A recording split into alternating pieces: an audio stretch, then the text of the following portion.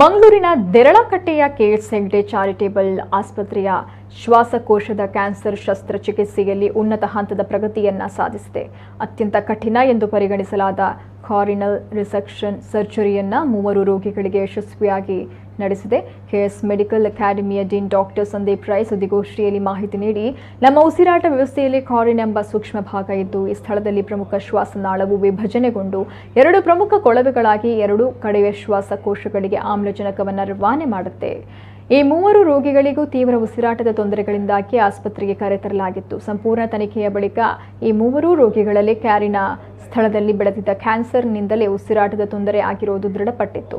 ಆಸ್ಪತ್ರೆಯ ನುರಿತ ವೈದ್ಯರ ತಂಡವು ಈ 3 ರೋಗಿಗಳಲ್ಲಿ ಕ್ಯಾನ್ಸರ್ ಅಂಶವನ್ನು ಸಂಪೂರ್ಣವಾಗಿ ತೆಗೆದುಹಾಕಿದೆ. ಪ್ರಮುಖ ಶ್ವಾಸನಾಳ ಮತ್ತು 2 ಶ್ವಾಸಕೋಶಗಳ ಕೊಳವೆಗಳ ಕತ್ತರಿಸಿದ ತುದಿಗಳನ್ನು ಜೋಡಿಸುವ ಮೂಲಕ ಉಸಿರಾಟದ ವ್ಯವಸ್ಥೆಯನ್ನು ಯಶಸ್ವಿಯಾಗಿ ಪುನರ್ ನಿರ್ಮಿಸಲಾಗಿದೆ. ಶಸ್ತ್ರಚಿಕಿತ್ಸೆಯ ಬಳಿಕ ಎಲ್ಲ ರೋಗಿಗಳು ಚೆನ್ನಾಗಿ ಚೇತರಿಸಿಕೊಂಡು ಆಸ್ಪತ್ರೆಯಿಂದ ಬಿಡುಗಡೆ ಹೊಂದಿದ್ದಾರೆ. ಎಲ್ಲ ರೋಗಿಗಳು ಕ್ಯಾನ್ಸರ್ ಮುಕ್ತರಾಗಿದ್ದು, ದಿನನಿತ್ಯದ ಚಟುವಟಿಕೆಗಳನ್ನು ಸ್ವತಂತ್ರವಾಗಿ ನಿರ್ವಹಿಸ್ತಾ ಇದ್ದಾರೆ. ಈ 3 ರೋಗಿಗಳಲ್ಲಿ ಓರ್ವ 14 ವರ್ಷದ ಬಾಲಕನಾಗಿದ್ದು 10ನೇ ತರಗತಿ ಪರೀಕ್ಷೆಯನ್ನು ಬರೆಯಲು ಆತನಿಗೆ ಸಾಧ್ಯವಾಗಿದೆ ಎಂದರು. ಶಸ್ತ್ರಚಿಕಿತ್ಸೆಯಲ್ಲಿ ಪಾಲ್ಗೊಂಡ surgical oncologist doctor Vinay Kumar Rajendra, ಅರಿವಳಿಕೆ ತಜ್ಞ doctor Shripad G Mahandale, interventional pulmonologist doctor Giridhar BH, KS Hegde ಆಸ್ಪತ್ರೆಯ medical superintendent doctor Sumalatha R Shetty ಅವರು ಸುದ್ದಿಗೋಷ್ಠಿಯಲ್ಲಿ ಉಪಸ್ಥಿತರಿದ್ದರು. ಅಂತ ಹೇಳಿ ಹೇಳ್ತೇವೆ. ಇದು ನಮ್ದು ಉಸಿರಾಟ ಮಾಡುವಂತಹ ಒಂದು ಟ್ಯೂಬ್.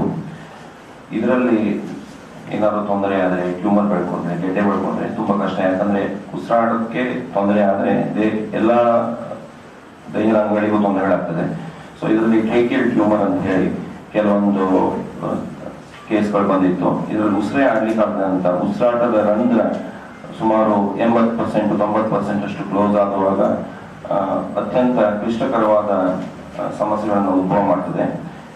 ಇದರಲ್ಲಿ ಒಂದು ಅಪರೂಪವಾದ ಸಮಸ್ಯೆ ಅಂತಂದ್ರೆ, ಅಥವಾ ತುಂಬಾ ಕಷ್ಟವಾದ ಸಮಸ್ಯೆ ಅಂದ್ರೆ, ಇದ್ರ ಮೇಲೆ ಆಪರೇಟ್ ಮಾಡುವಂತಹ, ಪ್ರೊಸೀಜರ್ ಮಾಡುವಂತಹ ಪಲ್ಮನಾಲಜಿಸ್ಟ್ ಆಗಲಿ ಅಥವಾ ಅಳವಡಿಕೆ ಕೊಟ್ಟು ಅದನ್ನ ಒಂದು ನಮ್ಗೆ ಪ್ರೊಸೀಜರ್ ಮಾಡುವಾಗ ಎಲ್ಲ ಆಗುವಂತ ಎಲ್ಲ ಕಾಂಪ್ಲಿಕೇಶನ್ ಗಳನ್ನ ಮ್ಯಾನೇಜ್ ಮಾಡುವಂತ ಅಳವಡಿಕೆ ತಜ್ಞರಾಗಲಿ ಇಬ್ರು ಸಹ ಈ ಟ್ಯೂಬ್ ಮೇಲೆ ಕೆಲಸ ಮಾಡಬೇಕಾಗ್ತದೆ.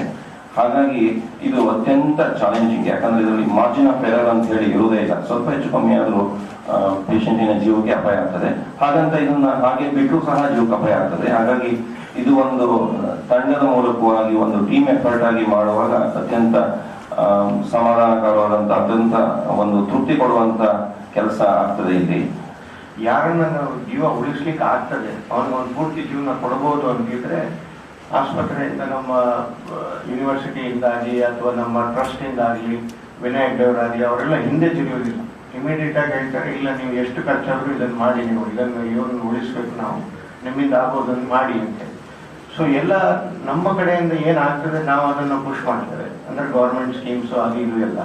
ಉಳಿದದಕ್ಕೆಲ್ಲ ನಮಗೆ ಈ ಥರ ಫಂಡ್ಸ್ ಬೇಕಾಗ್ತದೆ. ಮತ್ತೆ ನಮಗೆ ತುಂಬಾ ಜನರು ಬರ್ತಾರೆ ಫಂಡ್ಸ್ ಕೊಡ್ಲಿಕ್ಕೆ, ಕೆಲಸ ಏನು ಇಲ್ಲ ಅಂತಲ್ಲ, ಬಟ್ ಅದನ್ನು ನಾವು ಉಪಯೋಗಿಸೋದಿಲ್ಲ. ಯಾಕಂದ್ರೆ ಜನರಲ್ ಆಗಿ ಈ ತರ ಹೊರಗಿನಿಂದ ಬರುವಂತ ಫಂಡ್ಸಿಗೆಲ್ಲ ಜನರು take some percentage and do all that ಅಂತ ಫಂಡಿಂಗ್ ನಾವು ಕ್ರೌಡ್ ಫಂಡಿಂಗ್ ಮಾಡೋದಿಲ್ಲ. ನಮ್ಮ ಆಸ್ಪತ್ರೆಯಲ್ಲಿ ನಾವು ಮಾಡೋದು ನಮ್ಮ ಇಂಟರ್ನಲ್ ಫಂಡ್ಸ್ ಇಂದನೇ ಮಾಡ್ತಾ ಹೋಗ್ತಾ ಇದ್ದೇವೆ.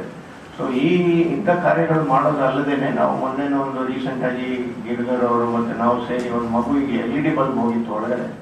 ಅದೊಂದು ಹೋದದ್ದು 3-4 ಆಸ್ಪತ್ರೆಗೆ ಹೋಗಿ ಮತ್ತೆ ತೆಗಿಲಿಕ್ಕೆ ಆಗೋದಿಲ್ಲ LED ಬಲ್ಬ್, ನೀವು ಬೆಂಗಳೂರಿಗೆ ಹೋಗಿ ಆಪರೇಷನ್ ಮಾಡಿಸ್ಕೊಳ್ಳಿ ಅಂತ ಹೇಳಿದ್ರು.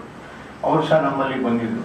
ಅದನ್ನು ನಾವು ತೆಗೆದುಕೊಟ್ಟು ಕಳಿಸಿದ್ದೇವೆ. ಯಾಕಂದ್ರೆ 1.5 ಗಂಟೆಯಲ್ಲಿ ಅದನ್ನು ತೆಗಿಲಿಕ್ಕಾಯ್ತು. ಮಗು ಕಂಪ್ಲೀಟ್ ನಾರ್ಮಲ್ ಆಗಿದೆ, ಹೋಗಿದೆ ಮನೆಗೆ.